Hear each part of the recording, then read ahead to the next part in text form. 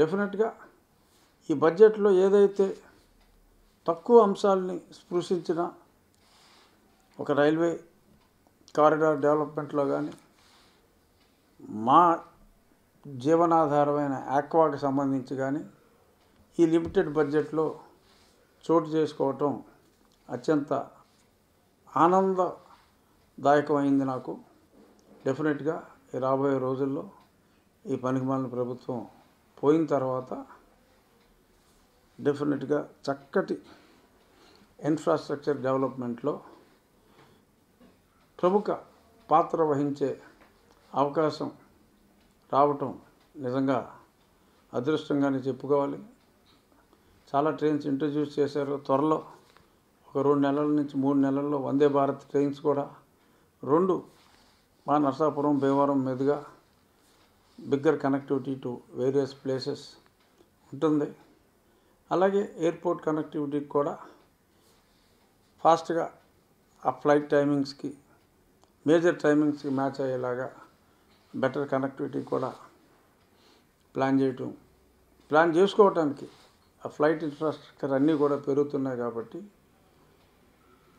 చాలా చాలా చాలా అడ్వాంటేజెస్. ఇదేదో నేను పొలిటికల్ స్పీచ్ లాగా చెప్పట్లా. ఈ బడ్జెట్లో నా నియోజకవర్గానికి మంచి జరిగే అంశాలు ఉన్నాయి కనుక నేను అవన్నిటిని నేను ప్రస్తావిస్తున్నా. అంటే పార్లమెంటు సభ్యులు అంటే ఇప్పుడు ఎందుకనో మరి దురదృష్టం, అందరూ ఎమ్మెల్యే పోస్టే కావాలని చెప్పి అసలు ఎంపీ పోస్ట్కి పోటీ చేసే అభ్యర్థులే దొరకని విచిత్రమైన పరిస్థితిలో పార్టీలు ఉన్నాయి. ఆశ్చర్యం, నాకు ఎమ్మెల్యే సీటే కావాలంటున్నాడు ప్రతివాడు. చేయాలి అంటే అద్భుతంగా చేయొచ్చు ఎంపీగా ఉండి వారి పార్లమెంట్కి. మరి అవకాశాన్ని ఇప్పుడున్న ప్రభుత్వం ఏమాత్రం ఉపయోగించుకోలేదు, వారి పర్సనల్ కేసులు తప్ప. ఫస్ట్ 5-6 నెలల్లో 2 మీటింగులు పెట్టడం జరిగింది. ఆ తర్వాత ఎంపీలకి అంటే నన్ను పిలవకపోయినా మీటింగ్ పెట్టాడో లేదో అయితే మాకు తెలుస్తుంది కదా. ఒక్క మీటింగ్ కూడా పార్లమెంటు సమావేశాలకు ముందు పెట్టలా. ఉన్నది 3 సభ్యులైనా చంద్రబాబు నాయుడు గారు ఒక్కసారి పార్లమెంట్ వాళ్ళకున్న సభ్యులతో ప్రతి సమావేశానికి ముందు మీటింగ్ పెట్టడం మానలా.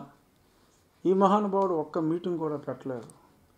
ఆ పెట్టిన 2 మీటింగుల్లో కూడా చులకనగా మాట్లాడటం, మేము ఏదన్నా మాట్లాడాలి అంటే మంత్రులను కలవాలంటే మీరు కలవటానికి వీల్లేదు, సాయన్న మిత్రులతోనే కలవాలి అని చెప్పి తెంగర రెస్ట్రిక్షన్లు పెడతాం. అసలు ఎంపీ వ్యవస్థని పూర్తిగా నిర్వీర్యం చేయటం జరిగింది.